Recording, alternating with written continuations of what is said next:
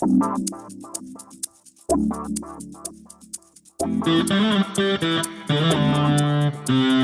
we just do it? Let's do it. Let's do it. I love us. It goes all we go all serious because Phil kind of disappears. And then we know it's do we have to be super serious? Okay, well, I know he's kind of still there. He's just faceless.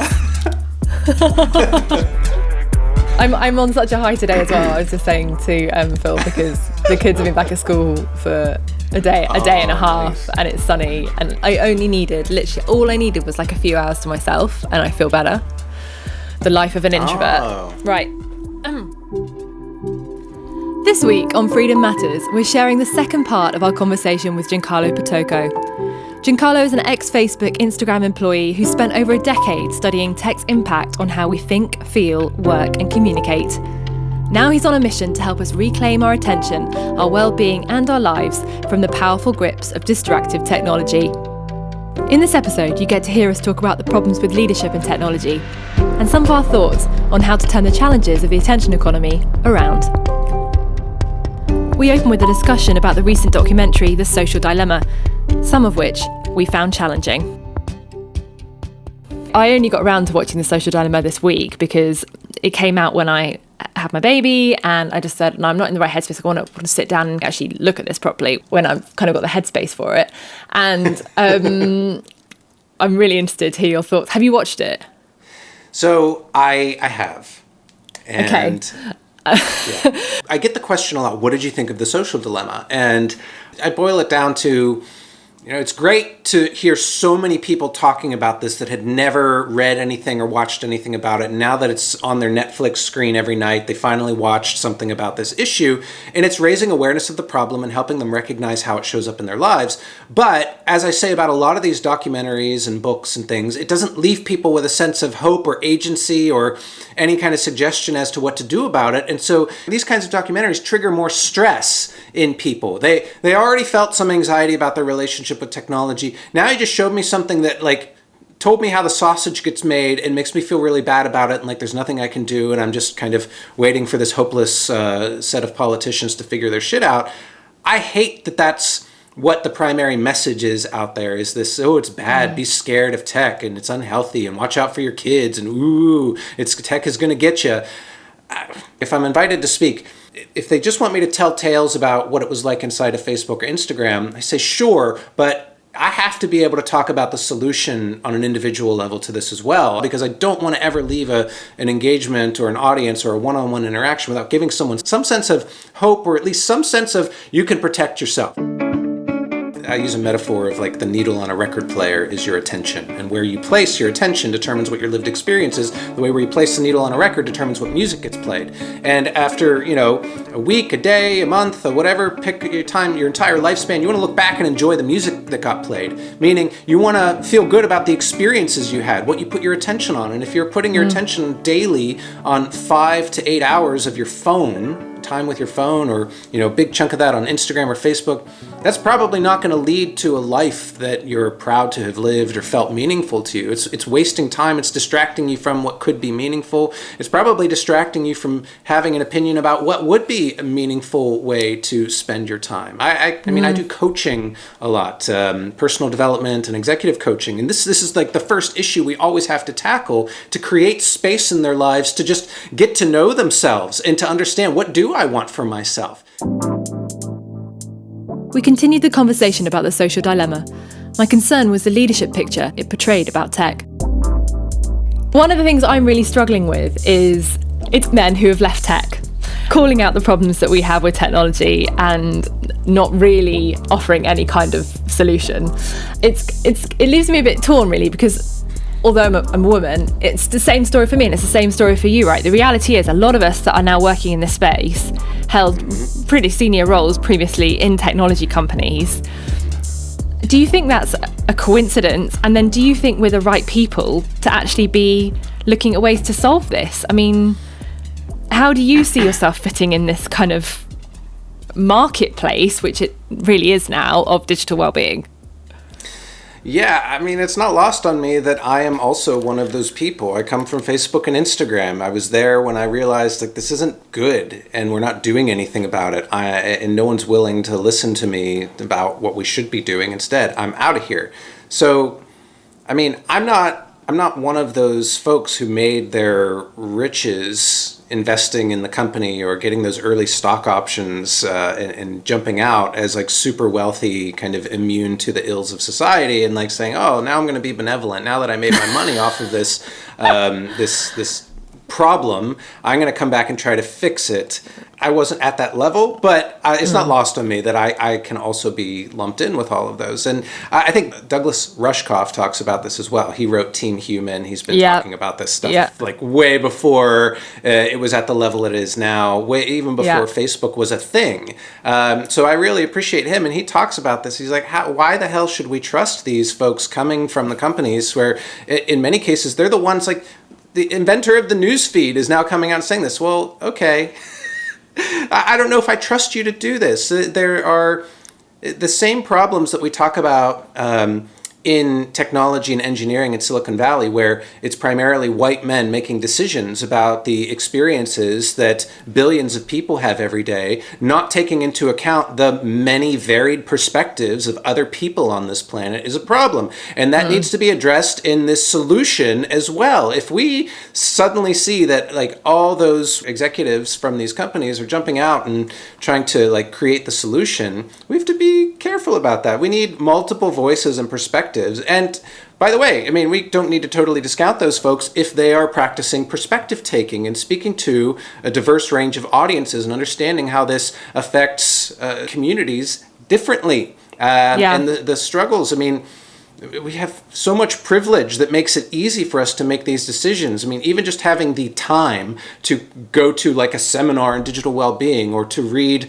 Cal Newport's digital minimalism book, to even be exposed to the media that teaches you that there are these resources and this is something you should be worried about is a factor of privilege, that you have the time to do that, and your leisure activities include reading these kinds of things or listening to these kinds of things. So, I mean, look, all of this is a human-created problem, and it's always going to reflect the nature of humanity, and we are flawed, and so all the flaws are there, and so, we're doing our best. It's never going to be perfect, but we need to know what something closer to perfect looks like, and we need to be striving towards it.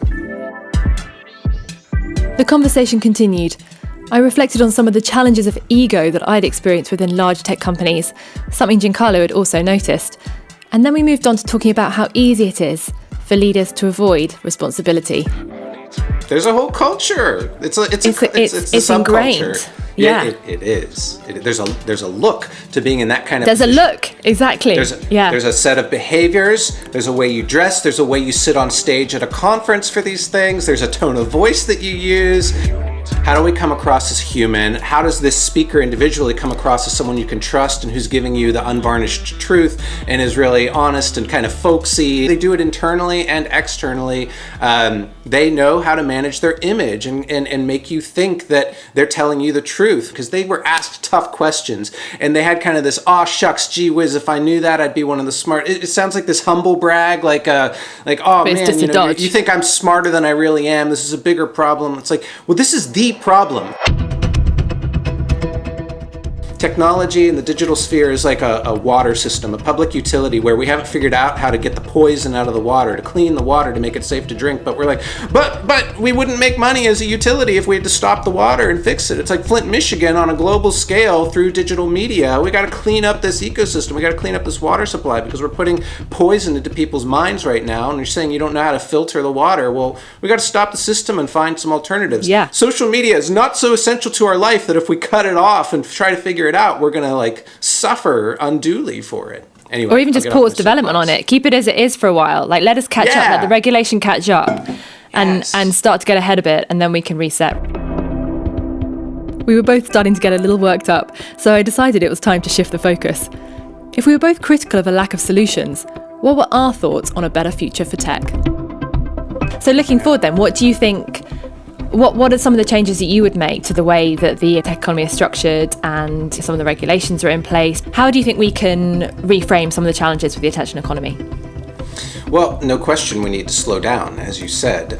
This constant pace of change is making it impossible for anyone to keep up. I mean, when I work with parents a lot because, no one feels this pressure more than a parent. You know this because you are one, and you're now worried not just about your own well-being, but how do I raise children in this kind of new frontier of where we don't know what's true or not anymore. In the amount of work you have to do to filter truth versus not or questionable things is just mind-boggling. And so the amount of time it takes to learn this stuff, to know, is it safe for my kids to use it? It's unbelievable. So I love the idea of slowing down, like no new features, like keep things as they are. Let's keep an eye on this. But we need an upgrade in our understanding of these technologies. It's not responsible to have politicians that don't understand how these companies work. I mean, famously during the Cambridge Analytica scandal, when Mark Zuckerberg was testifying in front of the US Senate, they were asking questions that showed a fundamental misunderstanding of Facebook's business model, like how they make money. And they're trying to hold this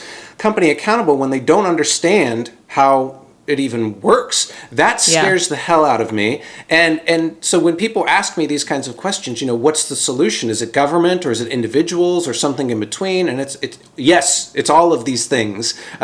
We need the government to catch up. How do we make that as feasible as possible? I do think there need to be some limits, not just on the technology features, but also the growth of these companies. Like the ridiculous growth rates are out of pace with what would be healthy growth. It's astronomical, these growth curves, and then they get addicted to it, and investors expect and demand it, so they have to use all these features. There's that famous memo from Facebook, from Andrew Bosworth, talking about how because Facebook's mission is a positive one for the world, basically anything you do as engineers to increase growth of the company and use of the platform, like acquiring new users and getting them to stick on the platform, is justified. So go do your worst because the ends justify the means. That's scary as hell to me. So really addressing some of these things is going to be important. Yeah, double-digit growth on $1 billion base is not sustainable or necessary.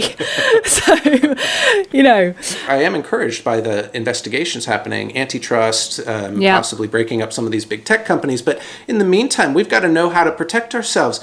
We're swimming in a digital environment, but we don't even understand the first thing about it as users. We have to educate ourselves for our own safety, and then as we become parents, or if we are parents, we owe it to our kids to understand what is the nature of this world they're coming into now.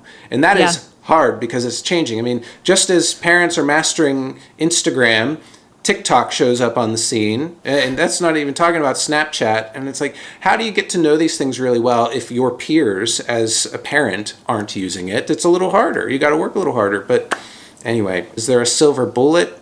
No. But slowing down and agreeing as a society, the norm doesn't have to be this constant parade of progress and changes to technology, new features. Like, things are great right now. Let's slow it down and make sure we understand it before we move forward. We do this in other systems. We don't treat our own mental health with the same care and concern that we treat the safety of astronauts when we're sending them off to the moon, right, or into space. We're so careful about launches. We see what happens when we're not. And I know it's harder to imagine all the possibilities of impact of a new idea or a new technology than to figure out how to make the technology work, but we've got to at least try. I mean, engineers are building our world right now.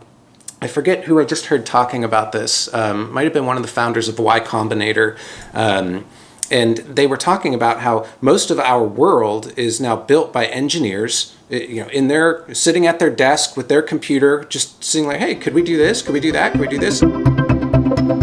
There were no government regulations or roadmaps to doing this. It was just like, let's see if we can do this kind of thing. And now we spend so much of our time every day interacting with each other through digital means that change the way we communicate, change how we express each other, change how we show up for each other. And most of this daily experience is designed by people that we've never met, who aren't really held accountable for anything, and tend to be white men from the US. And so that's who's designing our experience right now. We don't know who they are. We have no means of holding them accountable. That's not a good situation for us. Hindsight is a powerful thing, but how will history look back on this time and our relationship with technology? I mean, I often take the perspective of how is society today going to be studied 100 years from now, 500 years from now, so on and so forth. I try to look back on how we talk about the past, civilizations with different models, pre-capitalism, how we talk about them. I'm like, how would historians talk about us now? And it's not usually good. No, and I mean, if we look back 100 years, knowing what we know now about climate change, for instance, there would have been a lot more restrictions put on the extraction and the use of fossil fuels in a way that restricted the growth of that part of the economy, but did so in terms of thinking about longer term protection of the whole of the world. So yeah, anyway, we could talk about this forever. Good, so juicy. So juicy. Okay, guys, I am going to have to love you and leave you, but thank you for a joyful hour. Indeed, a joyful hour. Went by so fast. Thank you both. Thank you for joining us on Freedom Matters. If you like what you hear, then subscribe on your favourite platform. And until next time, we wish you happy, healthy, and productive days.